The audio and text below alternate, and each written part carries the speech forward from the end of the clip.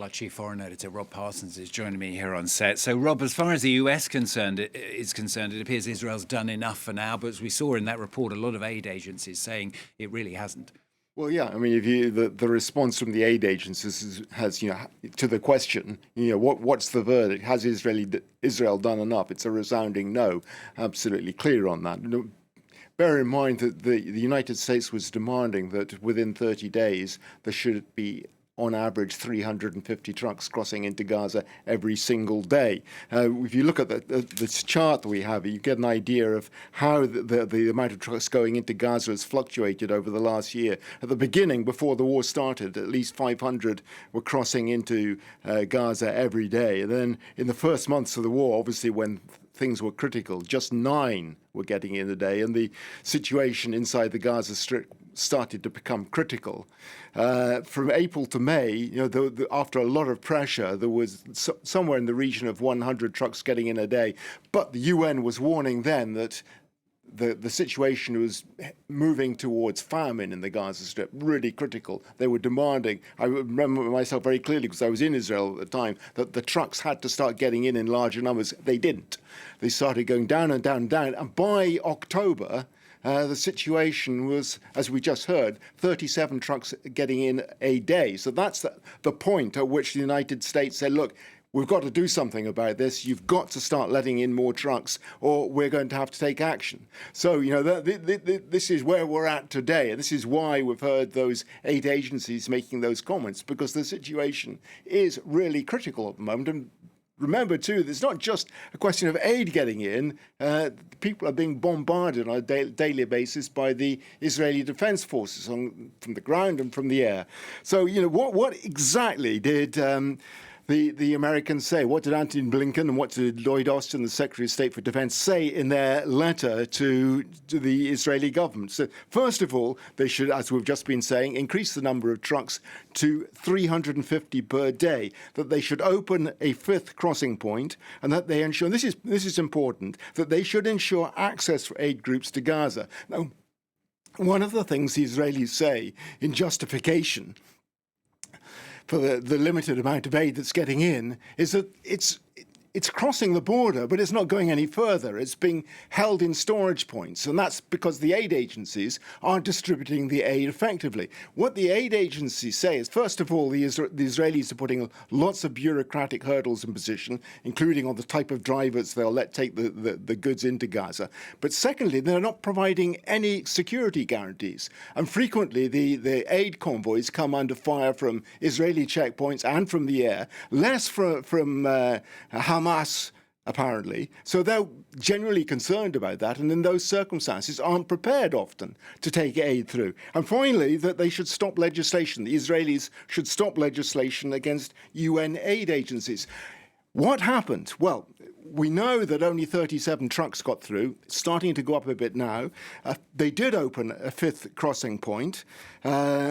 Nothing has been done about improving access for aid agencies, and legislation was brought in against UNRWA in the Knesset. So as far as the aid agencies are concerned, that's not what the United States asked for, and the United States ought to be taking action as a consequence. So looking a little bit further ahead, I mean, are there signs that Israel is starting to step into line, if you like?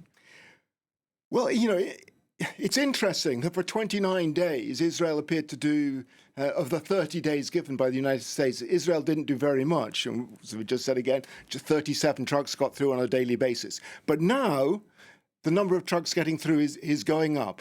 Israel's saying there will be 150 going through a day, and already we've seen that beginning to happen. They have opened the crossing, and they've also opened or expanded the humanitarian space inside the Gaza Strip, where people who have been dislodged from their homes can go to take shelter from, first of all, the inclement weather as winter comes in on the Mediterranean coast, but also from attacks from the air by the Israeli armed forces. So yes, they have been doing something, and perhaps that reflects something we don't know about. Perhaps behind the scenes, despite the apparent approval of what Israel's been doing from the US administration, behind the scenes they're saying this is not good enough, you have got to do more.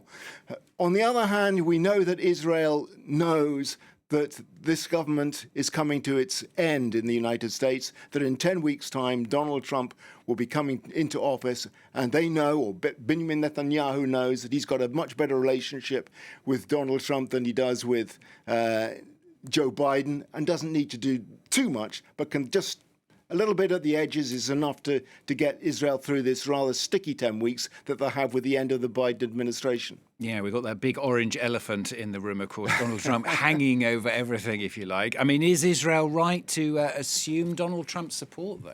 Well, this is an interesting one. In some respects, one has to say yes. If you look at the 2016 to 2020 administration, most things pretty well went in Israel's favor. Jerusalem, United Jerusalem, is declared by the US as the capital of Israel. U.S. embassy moves to Jerusalem. Golan Heights recognized as part of Israel by the United States. So pretty positive.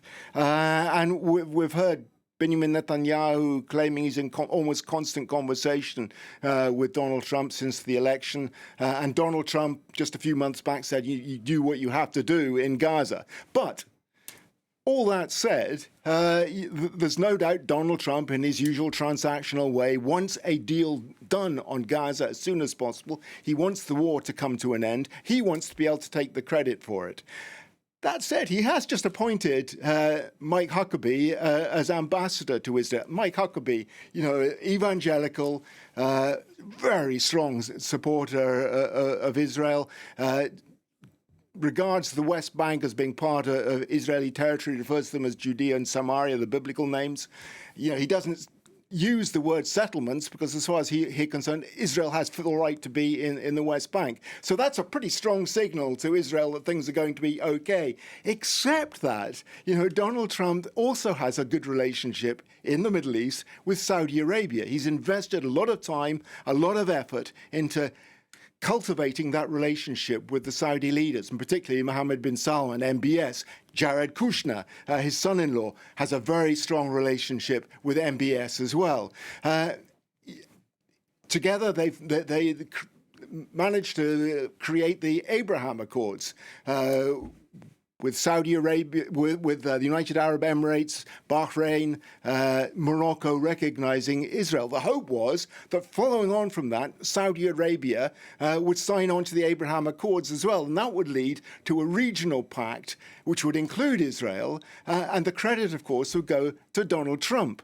The problem, however, is in the intervening period, in those last 4 years, and particularly the last year, the Arab world, led by Saudi Arabia, is beginning to turn away from Israel because of what's happening in Gaza. So this is the world that Donald Trump faces now, that a potential ally in Saudi Arabia is beginning to look at Israel and say, I'm not sure we want to do that sort of business with Israel as long as Gaza continues. That puts Donald Trump in a difficult position because Saudi Arabia is insisting on a two-state solution. Israel refuses it.